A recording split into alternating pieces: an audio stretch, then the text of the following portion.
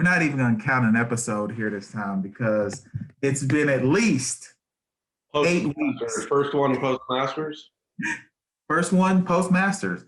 Because the last time that we had a podcast, you, Taylor, and I talked about Tiger getting injured and saying that we don't ever think he would golf again. That was the last podcast. Do you have any updated information on that you've seen in the gossip? So I did. Oh, so for those of you who are listening again, you're going to see this back in your feed and you're going to be like, what the hell happened? They've been gone for 8 weeks. This is LeBron Palmer from the Golf Performance Group podcast and the golf bod, JJ Wood. Yes. I mean, this time you got it right. But I'm getting sidetracked. That was the U.S. Open up in their show, so Heath Theegala. No, do not get sidetracked. You've got plenty of time to talk U.S. Open here in a second, but not sure what episode number this is, but I'm sure we'll plug it in 40, at some point. Like your age. Yeah. Is it 40? Are we already at 40? Maybe. Okay. Well, we'll just live with it and we'll see what happens when this comes out. But there's been a lot going on over the last 8 weeks. For me, for the most part, I think we started this year talking about me building out the studio. The studio is finally done. All equipment. In your closet at home. Yes, now, yeah.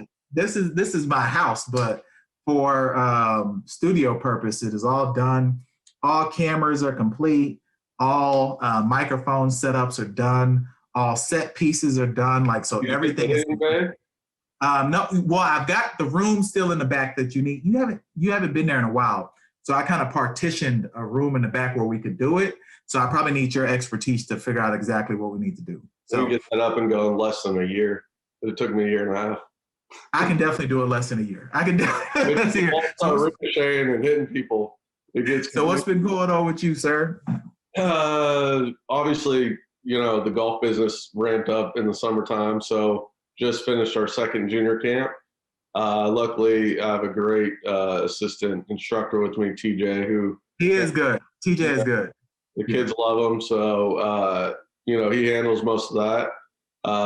But then other than that, last week I traveled, or I guess 2 weeks ago, out to Arizona to watch the NCAA men's championship golf. And my parents happened to live on the second hole. So it was, I hadn't seen my family in probably over 2 years because of COVID. Yeah. So it was a good trip. My girlfriend was able to go out for the first time and meet them. And then Pepperdine and OU ended up in the finals.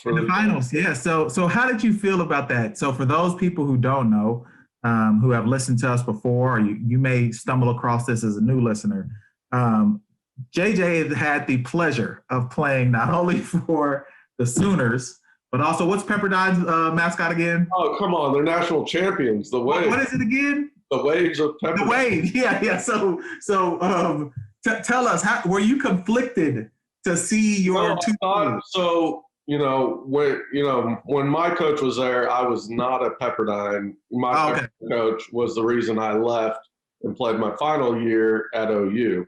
But I got my bachelor's undergrad degree at Pepperdine, so I'm an alum there. And then I got my master's at OU, but I played 1 year.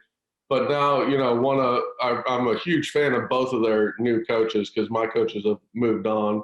And they're the best two coaches in college golf, I would have to say. I mean, it's arguable. There's Mike Small at Illinois, who's always up there, and they're in the Northern State. Donnie Darr at Oklahoma State. Oklahoma State, yeah. And they're great, but those 4, 5 people are the best. And Michael Beard, he's got Malibu.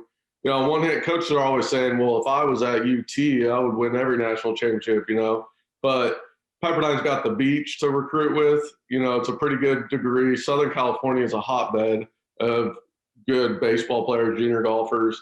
So there's more than enough to go around. And then OU, Ryan Hibble is a great player. Michael Beer they're both All-Americans. They're both All-Americans, yeah. And both, I think, played on the web.com. But they're just good people. They're very knowledgeable. And they get out and recruit, and then they coach them up. Like, Sahith Theegala, who I mentioned, he was a good junior, but he wasn't the best junior. And he was now, I think they said yesterday, the 5th college player ever to win, the Fred Haskins, all the 3 main Player of the Year awards last year. And then, he didn't even play. He could have came back because of COVID this year and then won the national championship without him. And they had a guy sitting at home, that just had 2 runner-ups and a win in the spring, and he's sitting at home. And both teams had pulled their number 1 guy. Pepperdine pulled their number 1 guy after the first round, shot like 5 over, and put their 6th man in, who dominated throughout all the matches. And now he's in the U.S. Open playing. And that one man that got pulled was in the same qualifier for the U.S. Open and lost in a playoff.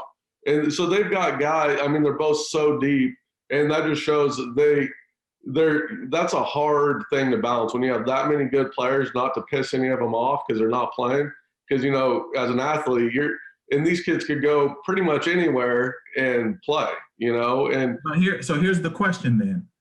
And this is a good opportunity for us to, as the golf podcasting world grows, one of the things that, we've got some unique insight is on the amateur side of athletics. Like a lot of people, they only concern themselves with the pros. They only concern themselves with, the major tours. But the depth coming up in the amateur side of golf is insane. It's insane. There was 5 hole-in-ones at the national championship. That's Not crazy. That hole-in-one shows the quality because, luck it does, but still. But and these kids, so go down and watch them. Like, I'm getting old because I was like, man, these kids are good. Like, they're fearless. Clay Fiedler, perfect example. He was probably the only kid on the roster on Pepperdine that's not ranked top 100 in golf stat, but there, must be something about him with the team chemistry. He's a good player, but he was playing number 3 man when their 5 man was ranked number 18 in the country. Exactly. But I followed a few of his matches because they was playing against Oklahoma State in the semis, and Donnie, who I coached with, was walking with that kid from Oklahoma State. So I want to watch, and his name's Austin Eckroat. He's a top 5 in the country. He's playing in the U.S. Open, I believe, or he did last year, and or the year before. And he beat him. And he made a downhill slider, 6-foot slider on 17 to close him out 2-1. And some of these putts they had, they're just banging them in the back of the hole. Then the last hole's like 500-yard par 4. The final day, Clay Fiedler is 1 up on the 18th hole, about 200 yards in, water right, bunkers left, crazy stuff. He just steps up and knocks it to like 12 feet. And it's like, have you ever played that course then? That's a question because watching it on Golf Channel, I was able to catch some of the final when the match play started for the final, Pepperdine versus OU. And that number 18, I think it was, the par 5, or no, it's a par 4. Well, it's a par 5 that turned into a par 4. Yeah. Have you ever played that hole before? Because it looks insane. I play. It's been so long. It's like junior golf, but so if you played Greyhawk, like it's kind of like a resort course, right? There's not a resort there. So I was wondering because I remember a Gateway Tour event, Ches Reavy, before he had a tour card, he shot like 62, 61, 62. And I was like, how are they going to make this? That's 2006 or something. Yeah. I'm like, how are they going to make this? Because these guys are good. There's probably 20 college players playing in the U.S. Open right now. These kids are going to tear it up.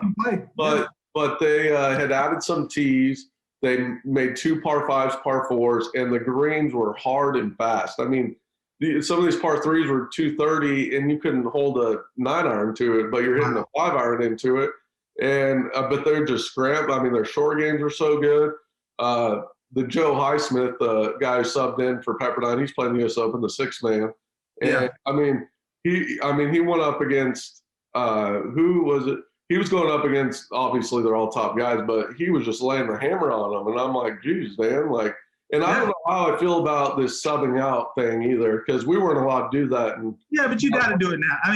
To me, it makes sense. It makes sense, but your number 1 player, OU, the number 1 guy, he's his first team All-American, but he shot 25 over in the. And that's the benefit now with so you kind of have to, but then they subbed him in with this really good player who got waxed 8 and 6, so they put him right back in. but then he got waxed in his next two matches. Yeah, I think that was the downfall too for OU. I think sometimes, but OU will be back, man. Like you've got 5 programs that are always will be there. You've got now Pepperdine, I think, is a part of that group. They're always going to be able to. Coach Beard is done. I knew he would make them better because we were always top 25 when I was there, but he's turned them into an Oklahoma State. I mean, that's what I was going to say. You got Oklahoma State always will be there. OU now, I think, has the pedigree. As long as Sybil stays there, which I think he will, they'll be there. They'll be up there. If you had, I don't know when's the last time you went to Oklahoma, but what they've done to that course is amazing. I mean, they've got the Ransom course now. They've got that practice bay area in the back that's official now. It's not just that one little trailer y'all used to have. It's official now. And then the course is just so much better now too. So well, yeah, and OU's always been overlooked on the golf side because of Oklahoma State. You know, it's kind of like Oklahoma State football. You got Karsten, and there's not a lot of places that can beat Karsten. But, I visited, and through college events, I've been to most of the good places, and OU's right up there with. Completely. Yeah. It's just I'm lucky I took a visit out there to see it, and I was like, oh, I love this place, and committed, but. Like it's got some of the best facilities, the best coach. And then you got all the support, from. So now let's go from the amateurs to the oldest major winner in PGA Tour history. So I guess drinking coffee with protein in it. Is he drinking bulletproof coffee? Well, yeah, I think he's drinking bulletproof coffee. Stretching and not lifting any weights anymore, only stretching, knowing how to. He's put a little bit of the belly. Oh, he got the weight back. And then stop doing cardio is the key to winning a major. That is the key. So, I've been telling you guys that for years. so I'm gonna turn the floor over to you as the golf bod, because you and Phil, y'all got a similar golf bod right now. Hey, come on. I was looking at him at my age. I'm not that fat. My tits aren't that. Come on. Tell me how he got that done. It doesn't make any sense. So this is the main thing I noticed. So one, I noticed he had put on some of the weight, not all of it, but he's probably more comfortable in that body swinging and stuff, where I got too big for myself, where I'm not comfortable. And I've lost now 15 pounds and I feel more comfortable, but I still got the dad bod, golf bod going, Yeah. But definitely the stretching makes me feel so much more in control of my body, I guess, when I'm swinging a golf club. Now, when I was younger, I would actually lift a lot of weights, and it never really bothered me. But for a lot of people, it does throw off their feel. And for Phil being such a handsy feel player, I can see the weights. But what I really noticed, and I don't know if it was a marketing branding thing, but all about hitting bombs and all that. So I'm a fan of hitting bombs and being aggressive and swinging hard. But I tell people this all the time in golf lessons. They want this perfect golf swing. Phil Mickelson's a perfect example. He's in the Hall of Fame, one of the best players ever. And he has some of the worst technical positions in his golf swing. But he understands what he does. He believes in it. But when he started just training for speed and he didn't have a good fundamental foundation, because I don't believe his full swing does, and you start just going hard, you're going to hit it everywhere. But if you have pretty solid foundation of certain positions and fundamentals, then just like Bryson and, they can start ramping it up and typically have a one-way miss. But, he was missing both ways. And when I saw him at the PGA Championship, he was swinging within himself, and he was out driving Brooks on that. He was. And he wasn't trying to hit bombs. He was just his normal self. And that's where I say with these, he's 50. I think he turned 51 yesterday. Yeah. You think when you get that age, you're going to lose it. These guys on the Champions Tour, Omar Uresti, who I played with quite a bit, and just won the National Club Pro, and he makes cuts at tour events still, regular tour events. But he's gained probably 30 yards in the last few years just with some speed training, some new stuff that's come out. And anyone can do it. And I don't care what age you are, as long as you're healthier and you're not going to hurt yourself. There's so much you can do to pick up distance. But like I said with Phil, I think you need a foundation of certain fundamentals and swing positions before you start ramping that up, so you don't lose the accuracy, because I don't think you have to lose the accuracy as much. Obviously, when the ball goes farther, it does get a little offline, but you're not going to have crazy duck hooks or just because you're swinging hard. You got to swing hard correctly. So. I completely agree with that. And to me, also another thing I would add, and you talk about mental and mindset quite a bit. As he started to, we saw some cracks in the armor on the back nine on Sunday. I mean, that it started getting a little out of whack. He should have won the tournament by 3, 4, 5 strokes, but he started letting people back into the tournament as you got closer to the end. But that mental game of being a winner, I think, just propelled him to know, like, I'm gonna win this tournament. And I saw it. I saw it when he got to 17 after he had bogeyed. What did he say? You mentioned the coffee and stretching. What did he say he's been focused on the most? It's got to be the mindset. It's got to be that head. Meditating, and breathing. And the commentators kept saying, look at him taking those breaths. I'm telling you, all this education boiled down to learn how to breathe. And it is amazing how you change your mind and you relax and you can be logical and you can execute. Now, I didn't do it. I played a tournament this past week. I tried, and I'm just, I guess I just sucked worse than Phil, and I didn't win. But, I haven't played tournament golf in really a year, and, I'm trying to play once every week or two. But, I still, I'm focusing on it, and I'm still unsure sometimes because it's the first tournament of the year. Yeah. But I had a chance, so I shot 1 under for 2 days, and I had some loose swings just because I guided it. But I'm telling you, and Phil, I don't know what he's thinking. He's 50 years old and just discovered this. These young kids are doing it. Tiger's been doing it since he was 5 years old. Learn how to breathe. Sometimes you know that old saying where people just talk about, if you're uber talented, which Phil was, sometimes you don't work on the extra things. So the people who kind of outwork you, and the simple things that make a difference. The thing that make a difference when you just show up and you're one of the best. Phil was one of the best out the gate. You know what I'm saying? So it didn't really make a difference. Him and Tiger, it just sucked that Tiger was from Southern California too. So exactly, a couple of years of glory before Tiger was winning Junior World at 6. Exactly. You mentioned Brooks, so this is a great topic to segue into. Because Phil is missing the cut at the current event, the U.S. Open. He is going to miss the cut. He's +4. Played well. I don't think he's never played well from here. He's not played. The cut line this morning was right at +3, so he's missing the cut. Say it goes 2 rounds. Say it goes +5, +6. He's at +5. 5 right now. He just made it to 5. Yeah. So shoot even 1 under. I think he'll be safe. Man, I don't know.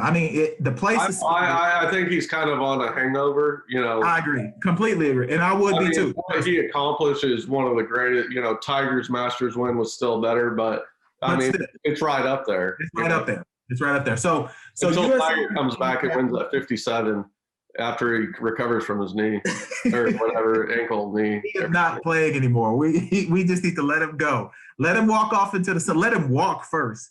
Off into the sunset. He just needs to take Phil's advice. No working out for the next 5 years or so, and drink his coffee and kind of wean down, get his pill intake balanced out. Yeah. Become more of a normal, human, not a superhero. And I think at 50, get the dad golf ball going, and he'll come back and win. He'll win. Not happening. So this event, Torrey Pines, familiar site for.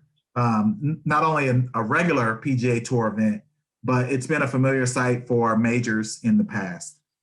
First U.S. Open here since 2012, 2013. No, 2008, I was actually there. Tiger broken leg. That was, okay, so first since 2008 when he beat Rocco Mediate, right? Yeah, that's crazy. Yeah, so I had my years wrong. How Rocco Mediate even breaks 80 on that. That's what I don't understand. Yeah, that's what's crazy to me.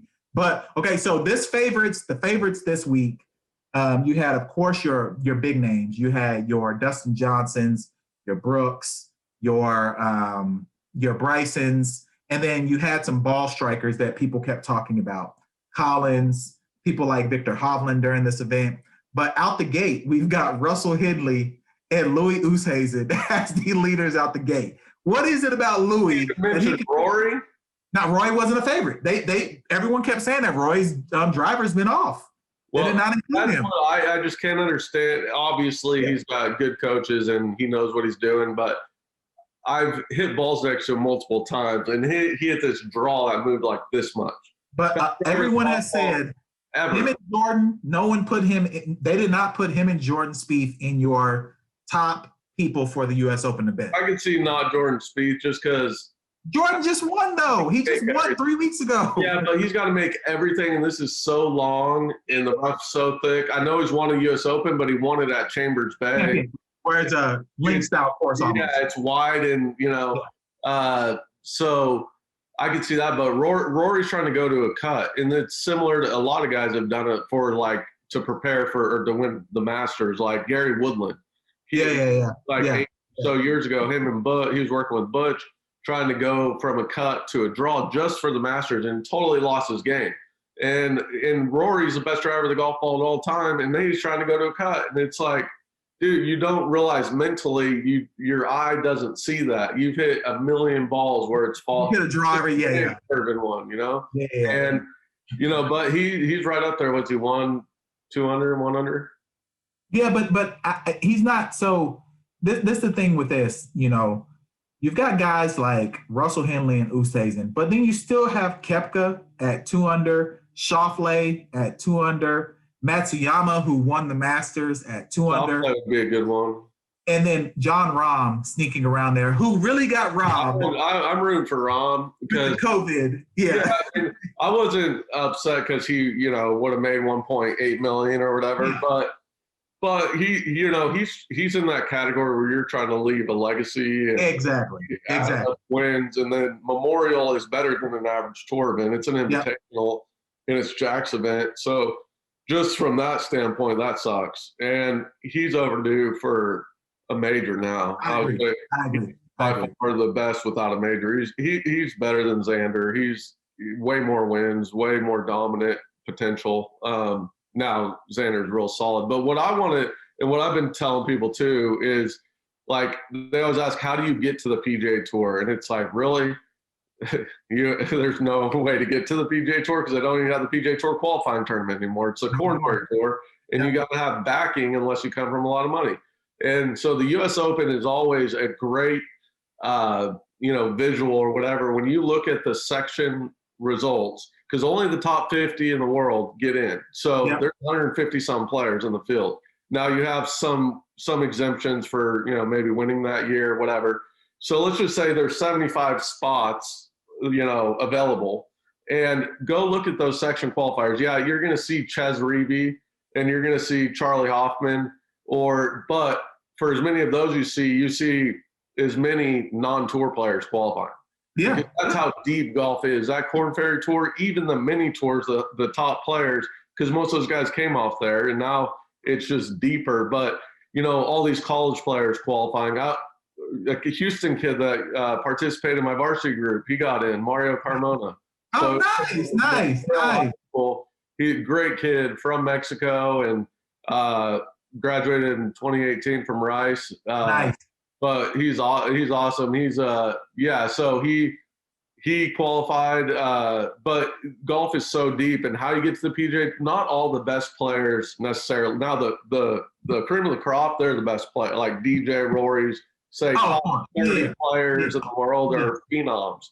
Now they're going to be there, but there's probably 5,000 guys that they haven't played good at the right time, or they didn't have the financial backing or to get to the qualifiers and all that can compete with these guys, and but I like the U.S. Open from that aspect, because you see half the names go by you don't even recognize. Like agreed. And I've noticed that too. Eric Cole, who's Mario Carmona. And they're great players too, which is crazy. And that's why in there and beating these guys, So, and they have no experience on top of that, and they don't play this venue every year as a tour stop. They may have never played there, and they may never play it again. So this is their opportunity to kind of show up and do what they do. But so we just wanted to kind of get back in the fold, where obviously JJ and I will be checking out the U.S. Open and seeing what happens. So we'll have a breakdown of the U.S. Open for you all next week. So we're saying it now on air to commit to it.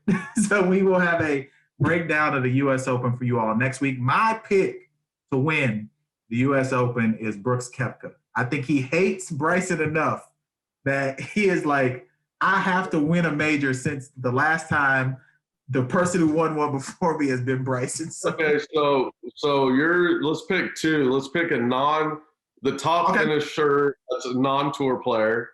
Got it. They don't have to be an amateur, but they just can't have PGA Tour status. Have any status. Okay. Okay, so my top I'm going to go with John Rahm on the win. Okay, I'm going with Brooks then. He's won here before, and he's due, and he's playing great. So let me look at some of these no-name. Let's see. I'm going to go no-name is going to be tough because there's a couple amateurs. Because I'm looking at the no-names, I keep scrolling because I'm like, I don't know. But there's got to be – I'm going to go – I don't know. He's a UT guy. You know who I'm glad to see playing well again is Matt Wolff. But he's not a no-game guy. No, I'm not saying for that. I'm just saying he's up there. He, obviously has his game back. He wasn't breaking 80 before he took his little sabbatical He didn't play. I don't think he's played since before our last podcast. Probably not. And the Masters was probably his last one. If you played.